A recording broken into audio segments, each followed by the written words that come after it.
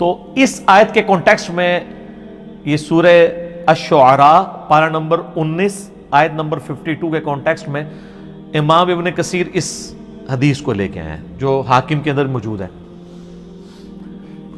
کہ نبی صلی اللہ علیہ وآلہ وسلم کسی گاؤں ایریا میں تشریف لے گئے تو وہاں پہ ایک دیہاتی شخص تھا.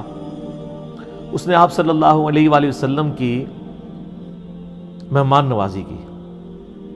آپ بڑے خوش ہوئے. آپ نے اٹھتے ہوئے فرمایا کہ کبھی موقع ملے تو تم ہمارے پاس بھی آنا. دعوت دے دی. اس کے لیے تو آنر کی بات تھی. کچھ عرصے بعد وہ نبی علیہ السلام کو ملنے کے لیے آیا. آپ صلی اللہ علیہ وآلہ وسلم نے اس کی خوب مہمان نوازی کی. ایک تو بدلہ اتر گیا.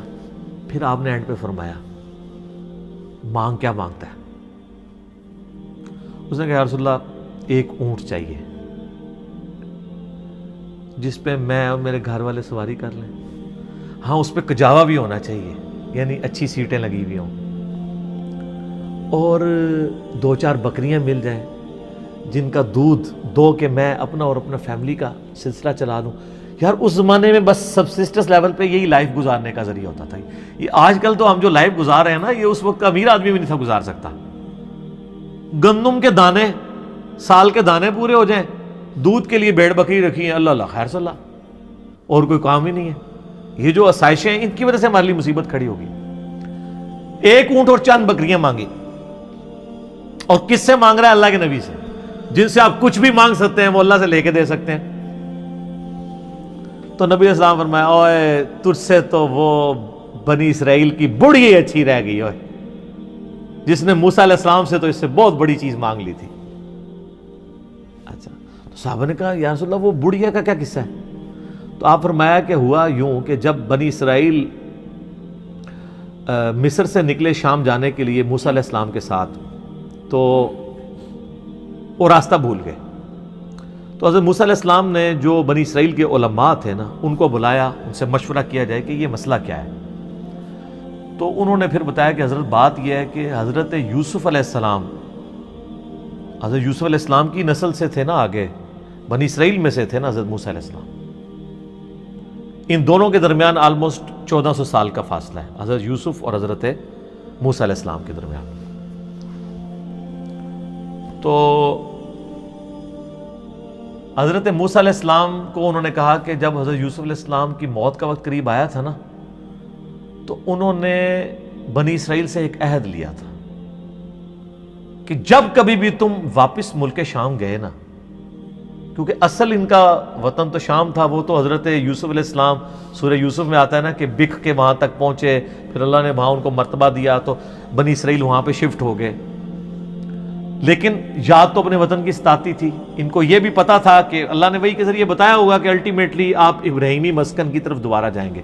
تو انہوں نے یاد لیا تھا کہ جب تم لوگ یہاں سے شفٹ کرو نا تو میری لاش بھی قبر سے نکال کے لے جانا, مجھے وہاں پہ یروشلم میں دفن کرنا ہے جو میرا آبائی جگہ ہے.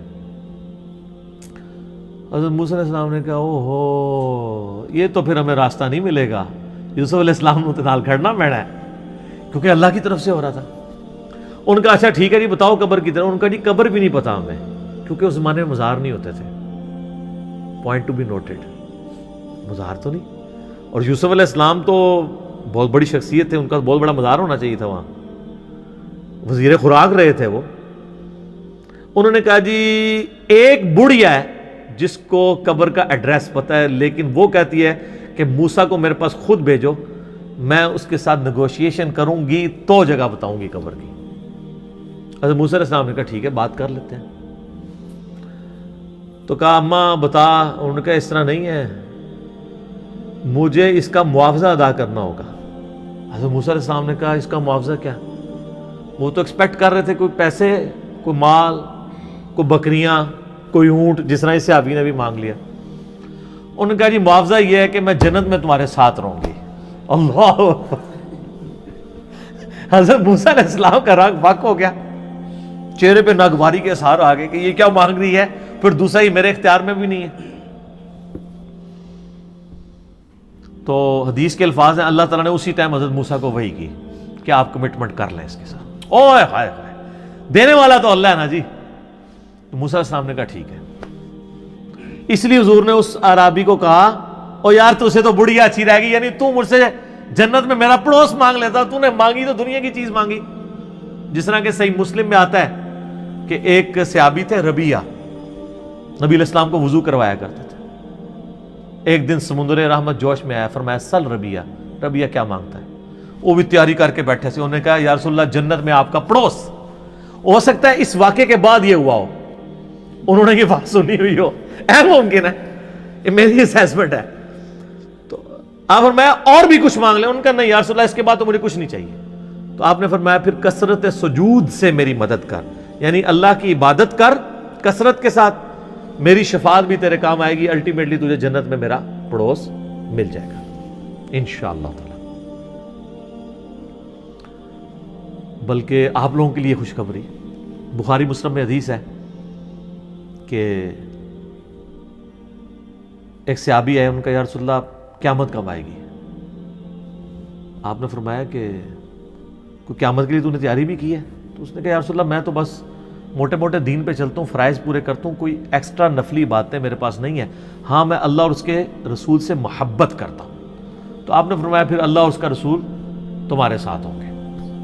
حضرت انس بن مالک کہتے ہیں کہ اسلام لانے کے بعد رسول اللہ کے کسی فرمان سے ہمیں اتنی خوشی نہیں ہوئی جتنا اس فرمان سے ہوئی کہ جو اللہ اور اس کے رسول کے ساتھ محبت کرتا ہے, اللہ اور اس کا رسول قیامت والے دن اس کے ساتھ ہوں گے, یعنی اسے بھی پڑوس مل جائے گا.